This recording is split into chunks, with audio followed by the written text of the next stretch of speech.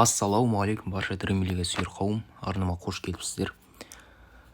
Бүгінгі видеода біз обновление туралы айтатын боламыз. Өздеріңіз білетіндей, тірімеліге Soccer 2025 ойыны жақын арада жаңартылды, яғни обновление болды, жаңа версия шықты. Не өзгертілді, қандай жаңашылдықтар бар, сол жайлы айтатын боламыз. Олай болса көп сөз бастаймыз. Сіздер қолдап отырыңыздар, кеттік достар.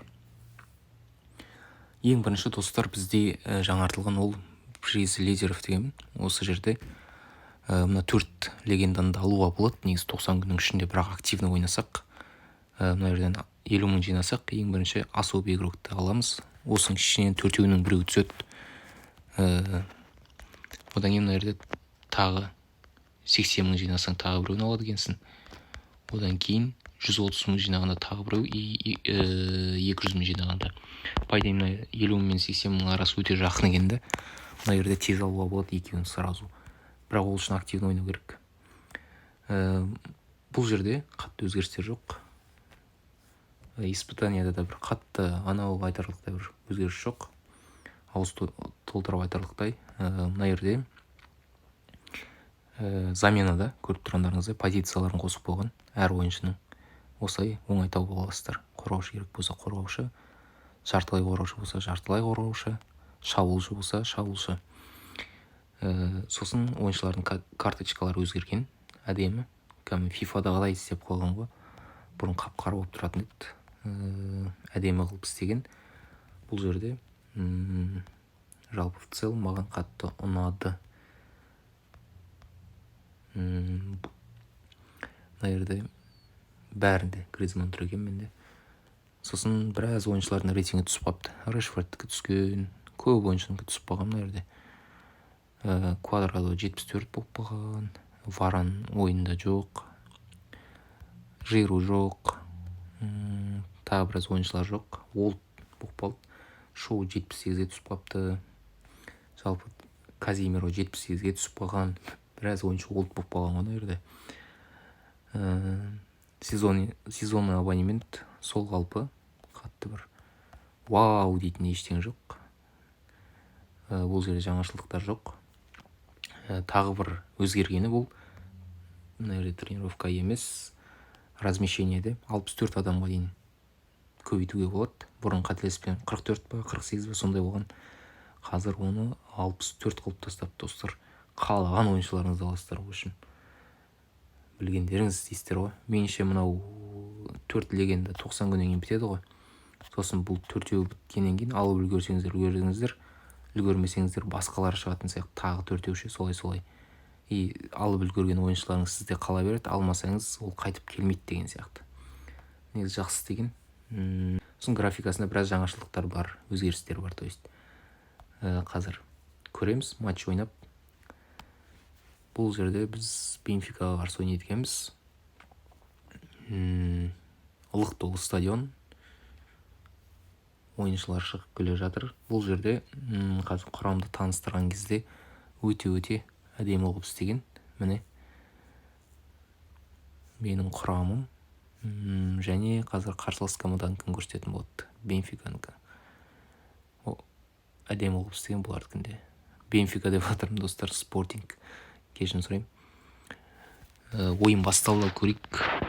Бірінші өзгешелік бұл қазір көрсетемін достар. Өздеріңізде байқаған шығарсыздар. Маған қатты ұнағаны. Дальныйдан гол салу керек ол үшін. Родриго, Гризманн. Бірінші гол саламыз ба? Салдық.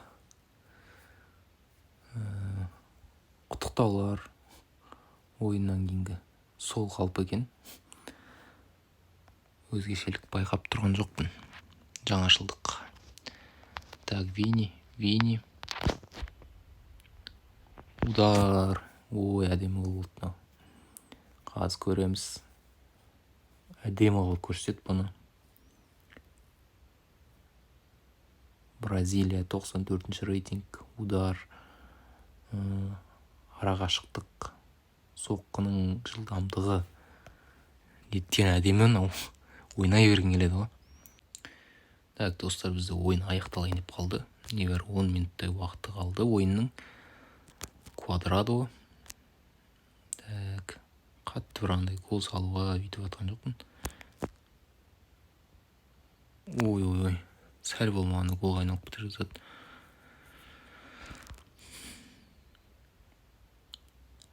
Да, қарсылас қателесті, бірақ өз қателіктерін өздері жуып шайды. Так, Деклан Райс, Габриэль атакаға шығып келе жатыр. Қорғаушы ғой. Давай қорғаушымен бір гол салып көрейікші. Ой, болмады. Кәдімгі қолдауын көрсетіп отыр да. Ойыншылардың қалай қолдап жатқаны. Жанкүйерлердің ойыншыларды. Осымен екінші тайм аяқталды. Жалпы матч аяқталды. Графикасы кәдімгідей өзгерген, достар, көрдіңіздер ме? Әдемі қылып істеген екен осы жолы. Өткен жылдар бір жылдан жылға тым өзгешелік жоқ еді. Биыл бір әдемі қылып істеген екен. Міне стадионның ішіне кіріп келе жатыр Гризманн. Типа интервью беріп жатқан сияқты қылып. Лучший игрок. Сына жерде екі команданың да лучший игроктарын көрсетіп отыр. Бізде Гризманн 9-да 4 рейтинг.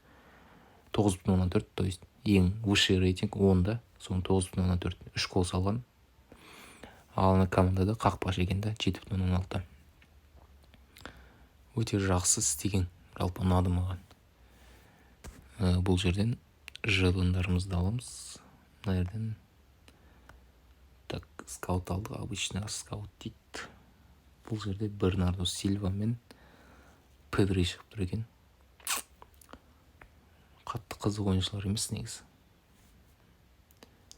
Болды, осымен бүгіндікке, достар. Соңына дейін көрсеңіздер көп рахмет қолдауларыңызға. Осы видео ұнаса лайк басып кетіңіздер. Тағы да жақсы видеолар түсіретін боламыз. Бұйыртса осы легендаларды алып жатсақ, бір әдемі видеолар түсірем, Алла қаласа. Тек сіздер қолдап отырсаңыздар болды. Бар болғаны сол ғана. Және бір жаңашылдық ұмытып бара жатыр екенмін. Мына жерде рейтинг көрсетіп тұрады, ранг, то есть. Мысалы 1146 жеңіс.